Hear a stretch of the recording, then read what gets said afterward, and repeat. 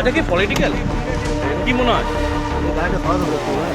তোলাবাজি ও আগ্নেয়াস্ত্র রাখার অভিযোগে গ্রেপ্তার সুদীপ গুণ। চাঞ্চল্য দুর্গাপুরে। তোলাবাজি ও আগ্নেয়াস্ত্র রাখার অভিযোগে গ্রেপ্তার হলো সুদীপ গুণ ওরফে রাজা গুণ।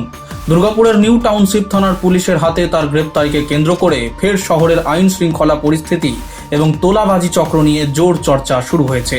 পুলিশ সূত্রে জানা গিয়েছে, দীর্ঘদিন ধরেই অভিযুক্তের বিরুদ্ধে এলাকায় তোলাবাজি, ভয় দেখানো এবং প্রভাব খাটানোর অভিযোগ উঠছিল। স্থানীয়দের একাংশের দাবি, বিভিন্ন ব্যবসায়ী ও সাধারণ মানুষকে ভয় দেখিয়ে টাকা আদায়ের অভিযোগ ছিল তার বিরুদ্ধে।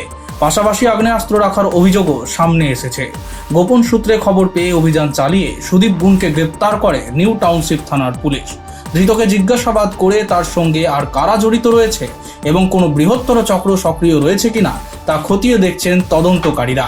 ধৃতকে আজ আদালতে পেশ করে দুর্গাপুর নিউ টাউনশিপ থানার পুলিশ। দেখুন, আমাদের এমএলএ মাননীয় চন্দ্রশেখর ব্যানার্জির নেতৃত্বে সমাজের শুদ্ধিকরণের ব্যবস্থা চলছে। তো এই শুদ্ধিকরণের একটা অঙ্গ হলো এই রাজাগুণ অ্যারেস্ট হওয়া।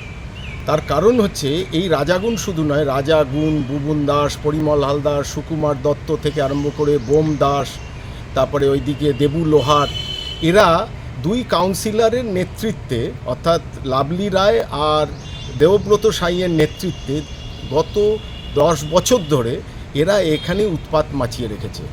পাট্টার নামে টাকা তোলা, তারপরে সরকারি জমি বিক্রি করে সেখান থেকে টাকা পয়সা নেওয়া, সরকারি পাইপ ফাটিয়ে জলের ব্যবস্থা করে টাকা পয়সা নেওয়া। Bureau report, street voice digital.